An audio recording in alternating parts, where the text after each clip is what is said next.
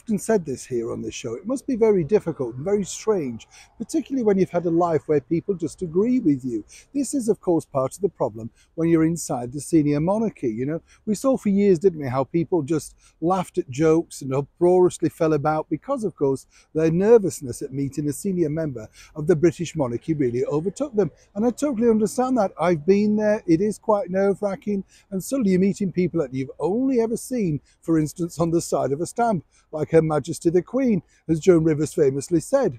But you see, for Prince Harry, he's had a life where everybody has literally agreed, fettered, and basically said yes to. It really started way back with his mother, Princess Diana, basically allowing him to do exactly what he wanted, and it's transferred now into adult life. Now, the ongoing battle about his return here for His Majesty the King's 75th birthday has really taken something of a darker twist. As ever, let me explain. Hi, good morning. How are you? Nice to see you today. And as ever, thank you so much. Lovely to have your company. One and all, welcome brand new subscribers. Yes, it's getting a bit chilly, I know. I can sense that. I know, as I've said to you before, these people around the world that are going through their own versions of spring, it's only a matter of time, isn't it? Yes. By the way, long johns, do you know what they are? Thermal sort of leggings. I've ordered a pair.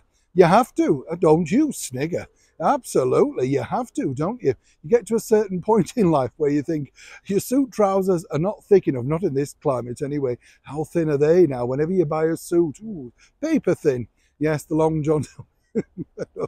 Shocking, isn't it? Back as ever to your breaking royal story of the day. Fascinating this on a more serious note because, as we know, in a couple of days' time, it is our big Remembrance Day, and of course, around the world for so many countries. It really does affect me, in fact, because I do look at that and think of all those young, brave people that went into the unknown with, of course, people basically saying it's wonderful, it's this, it's that, the other. And of course, nobody truly knew, did they, what the deal was. You know, that was the problem. And then, of course, sadly, so many millions of people lost their lives. As you know, there's a battle over here, currently in London, with regards to marchers and all this sort of stuff, that have all been stopped by the Mayor of London, Sadiq Khan. He couldn't be bothered for obvious reasons. But now His Majesty the King, alongside senior members of the British monarchy, who represent also different armed forces on that day, was, of course, hoping for something of a quiet moment of reflection, as so many people were. But according to a very well-placed source, Prince Harry was up for a return back to London for an extended stint, if he could be included in this said Remembrance Sunday.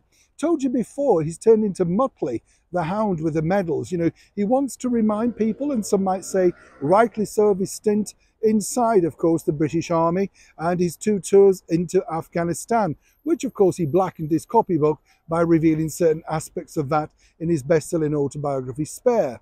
And according to a very well-placed source, and as ever, we have to say allegedly, he had hoped that His Majesty the King, King Charles III, his father, might relinquish, remove, and, of course, invite him back on such a prestigious event. Now, what one might suggest is this really does put Harry back on the world centre stage, camera literally focusing on him. But as a source told me, the King simply can't do that. It has to be a family discussion.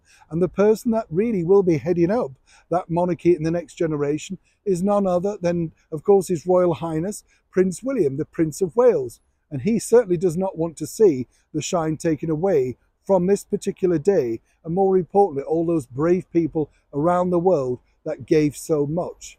But also for Prince Harry, clearly, as he's decided to go and see other military bases in the United States himself, he's not letting go of this particular area of his life that he cherished so much. But equally, neither is His Majesty the King. And according to that well-placed source, that was the final nail in said return coffin. Neil Sean in the very heart of London.